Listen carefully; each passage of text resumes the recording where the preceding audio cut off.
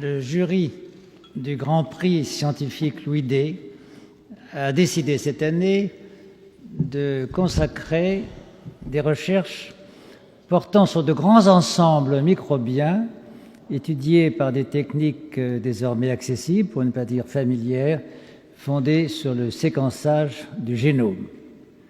Le prix est partagé entre Didier Raoult, professeur à l'université d'Aix-Marseille, et Chris Bowler, chercheur à l'École normale supérieure de la rue d'Ulm à Paris.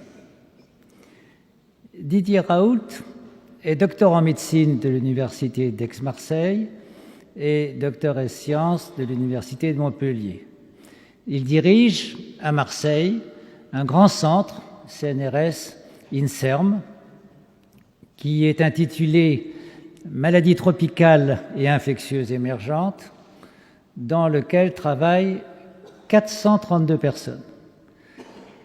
Cet ensemble exceptionnel de chercheurs, de doctorants, de postdoctorants, d'ingénieurs et de techniciens a une productivité scientifique absolument remarquable, se traduisant par plusieurs dizaines de publications de haut niveau chaque année, avec un grand nombre de citations. Lauréat de plusieurs grands prix, en particulier récemment du Grand Prix de l'INSERM, Didier Raoult est internationalement reconnu pour ses travaux sur les bactéries pathogènes chez l'homme, en particulier les bactéries responsables du typhus, les rickettsia. N'oublions pas que plus que les guerres, les infections bactériennes et virales sont responsables dans une large mesure du destin de certains territoires. Ils l'ont été dans le passé, ils le sont encore aujourd'hui. N'oublions pas aussi que les progrès de la lutte contre les infections, d'abord par l'hygiène, puis par les vaccins et les antibiotiques, sont à l'origine de l'augmentation spectaculaire de la longévité observée dans notre espèce depuis 150 ans. Parmi les recherches de Didier Raoult, je voudrais tout d'abord citer sa découverte des mégavirus, des virus d'une taille anormalement élevée qui a surpris tous les observateurs et qui a mené à une véritable révolution dans ce domaine de la microbiologie qui est presque à l'interface entre la virologie et la bactériologie. En fait, Didier Raoult est un chasseur et on pourrait presque dire un collectionneur de microbes. Plusieurs bactéries portent son nom et sa notoriété est encore plus attestée par le fait qu'un genre bactérien s'appelle Raoultella.